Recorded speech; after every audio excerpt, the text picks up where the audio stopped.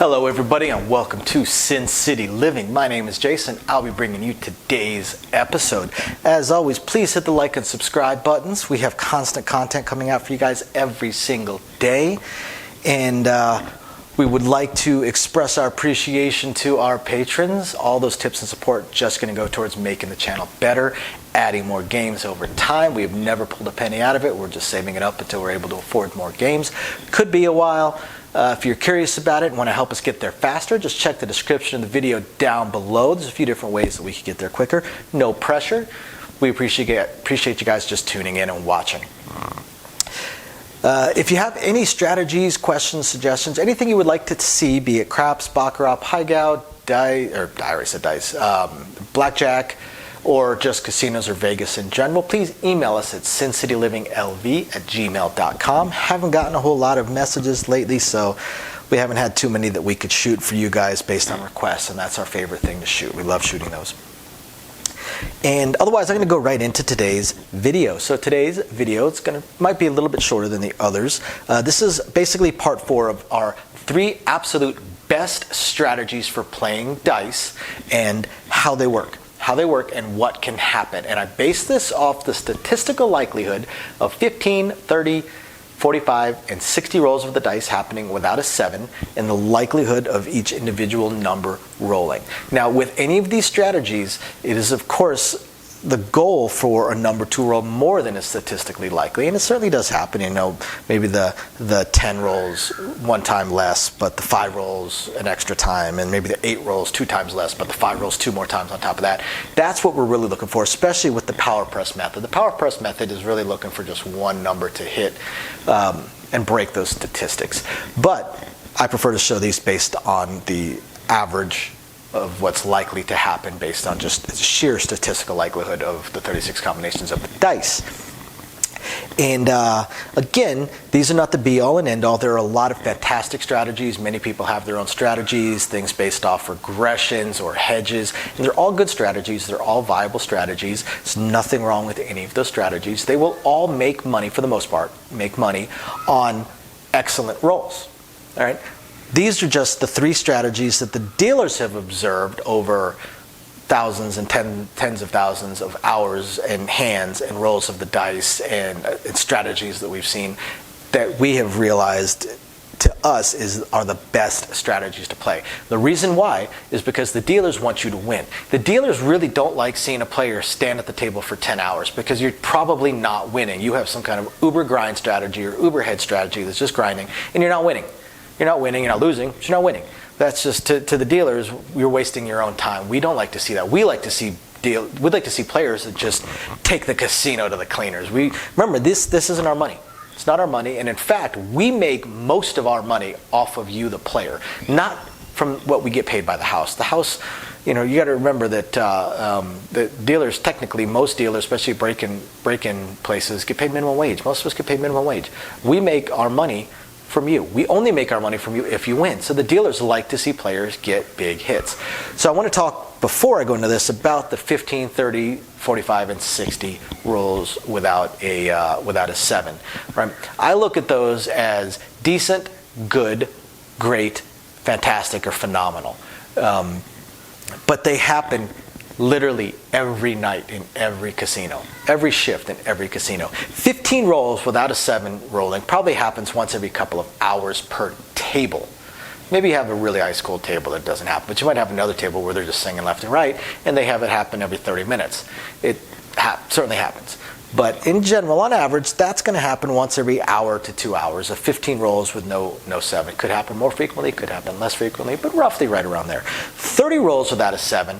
This is generally your 20-minute hand. This is generally the 20-minute roll of the dice where, you know, we'll joke around and say that the stick person called the same shooter, or the 20 minutes on stick. Although it could overlap to stick people, still be 20 minutes.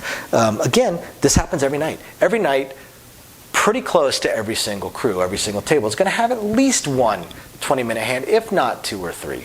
Yes, there's nights where it doesn't happen at all, but there's also nights where we have 2 of them.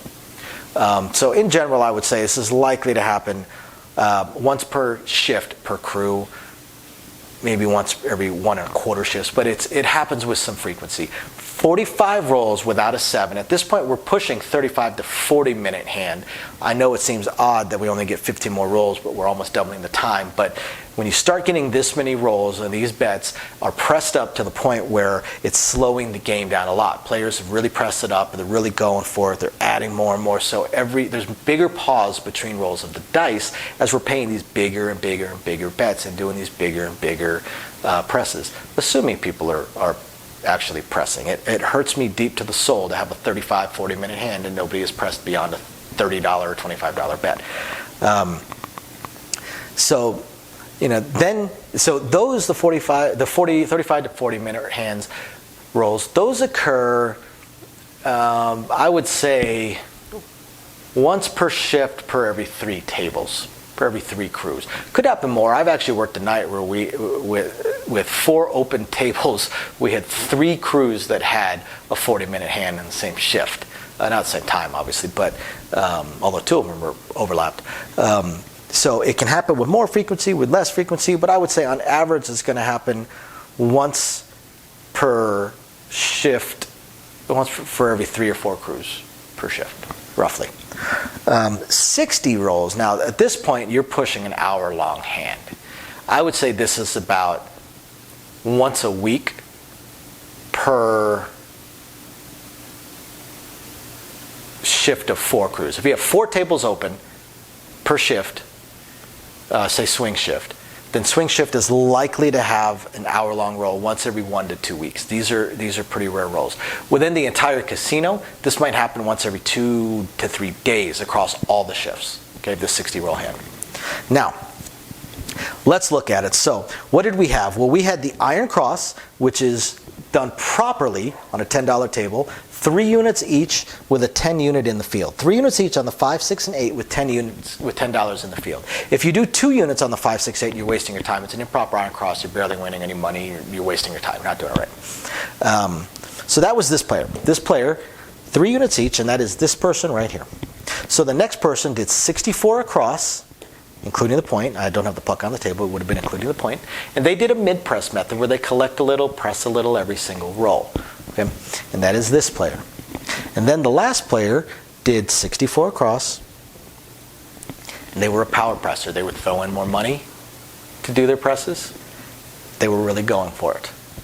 So let's take a look at how they would have done. Well, on the 15-roll hand, the Iron Cross player over here would have won $177. That's not too bad. On the mid-press method player would have won $134. Also, that's not too bad. The power press player would have been in the hole an additional $15. Yeah, that's pretty ugly. Now, the power presser is not going for the 15-minute hands. They are going for much, much, much larger hands than that. Power press player is going for at least a 45-minute roll. They're looking for that 25 to 30-minute roll. Unless they're shooting by themselves, then you can compress that 60 rolls down into maybe a 20-minute roll. So, off the bat, the Iron Cross player will win more on the shorter, the 15-minute rolls. Or the 15-roll, no 7 rolls. Now, 30 rolls, no 7. The Iron Cross player is sitting on $244. The mid-press player is now sitting on $432. And the power press player is now sitting on $288. So at this point, the mid-press player is definitely more profitable, but everybody has become profitable at this point. In fact, now the Iron Cross player is behind. Even the power presser who was throwing in extra money has already made more money. And that's the beauty of the presses. That's why we are pressing. So when we get to the 45-minute hand, now, or 45-minute rolls with no 7, now the Iron Cross player is at $516, whereas the mid-press player is at $1,013 in profit, and the power press player is at $4,243 in profit.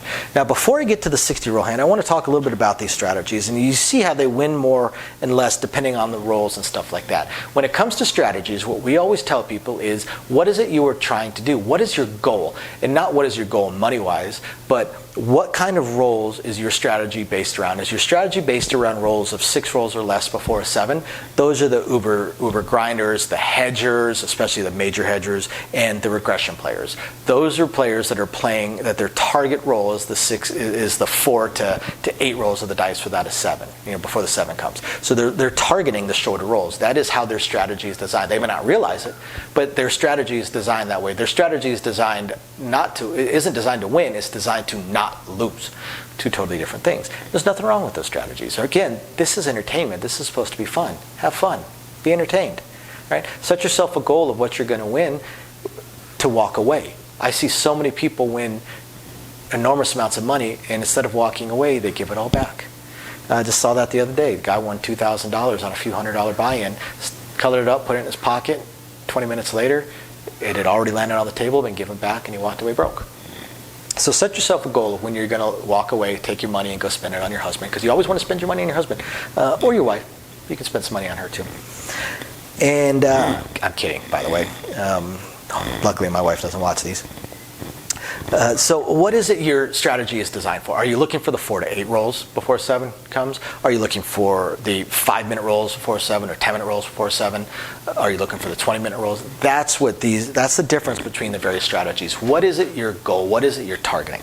So now let's look at the 60 rolls. So by the 30 rolls without a 7, the Iron Cross is already behind. So Iron Cross is definitely more of a grinder, lower level, shorter roll strategy, which is why it's a good strategy. It's number 2 strategy in my mind, because it does let you play longer, even though you won't win quite as much. But now when we hit 60 rolls without a 7, now we've hit these phenomenal rolls. The goal of every single, at least dealer when they play dice, that is their goal, is to hit this roll. Now the Iron Cross player is sitting on a profit of $688. That's not bad. It's really not. It's not bad on a $61 investment, which is your 5, 6, 8 and your field. Not bad at all. Now, the mid-press method player is sitting on a profit of $2,578. That's excellent considering their initial buy-in is $64. $3 more than the Iron Cross player. And yet they made more money. Significantly more money. They've made 4 times the money. Now, what about the power presser, whose initial investment was $64, but they were throwing in more money? I mean, they were 15 in the hole after 15 rolls. How much money has the power presser made? $31,868. $31,868. Now, again, most dealers, when we play, we are targeting these kind of rolls because we already stand around a dice table for 40 hours a week. We're not interested in standing around a dice table for another 8 hours. So we're not looking to grind.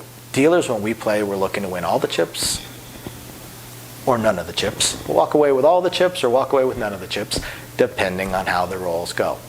But we're only looking to play for an hour, maybe half hour. That's it. To us, it's entertainment. It's fun. It's something to add to our day. It's not a requirement of something that we absolutely must be doing. So there you have it, folks. That is the side-by-side comparison of the 3 best strategies in craps, in my mind. Thank you very much for watching. Please hit the like and subscribe buttons. Bye now.